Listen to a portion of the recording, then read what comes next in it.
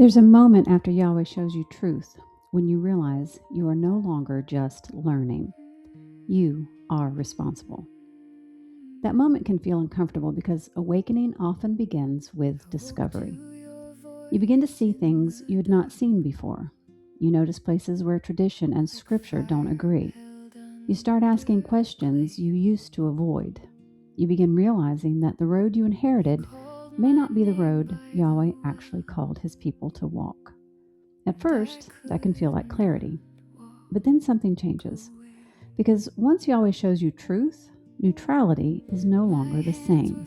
You can't simply go back to not knowing. You can't pretend you never saw it. And you can't keep treating revealed truth like an interesting thing to study from a distance. That's where many people pause. Not because they reject what Yahweh has shown them, not because they don't care, and it's not because they want to disobey, but because the next step has a cost. It may change their rhythms. It may change their conversations. It may change how they are seen. It may require them to admit that agreement with truth is not the same as walking in it. So they keep gathering more videos, more notes, more explanations, more clarity, more confirmation. And some of that can be good, but there's a point where gathering clarity becomes a hiding place. Scripture doesn't treat wisdom as information collected. Wisdom is the right response to Yahweh. Proverbs 9:10 says, "The fear of Yahweh is the beginning of wisdom, and the knowledge of the Holy One is understanding."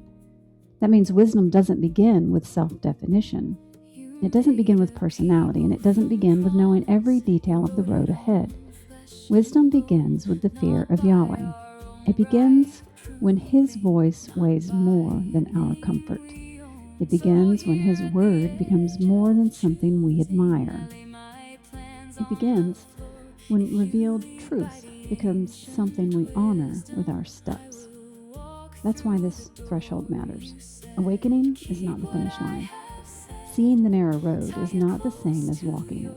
Recognizing truth is not the same as being formed by it. Knowing what Yahweh has shown you is not the same as responding wisely. And this is where design has to be submitted to wisdom. Yes, Yahweh designed you. You are not random. Your temperament, your burdens, your gifts, your story, your way of processing, your way of seeing, none of that surprises Him. But design doesn't tell you whether you're walking faithfully. Wisdom does. Because gifts can still avoid obedience. Strengths can still protect comfort. Personality can still excuse delay. And self-understanding can become another place to hide if it doesn't lead to surrender. So before the question is, how did Yahweh design me to walk this out? The deeper question is, am I willing to walk wisely with what He has already shown me?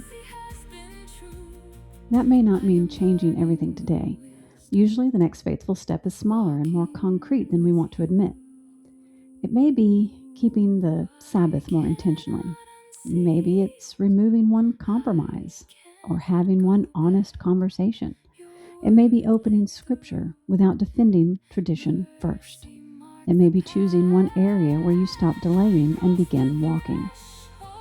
The danger is waiting until the whole road feels safe. But Yahweh rarely gives the whole road before the first step. He gives enough light to obey, and wisdom responds to the light He's already given. So, if you're standing at this threshold, don't rush past it. Name what Yahweh has shown you, and ask the harder question. What faithful step is required now?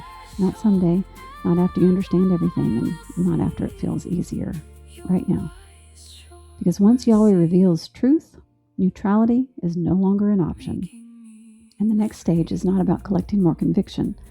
It's about learning to walk wisely with what Yahweh has already made clear. If you're ready for that, the next step is wisdom for walking with God. Not because you need another thing to know, but because you need a steady path for learning how to walk.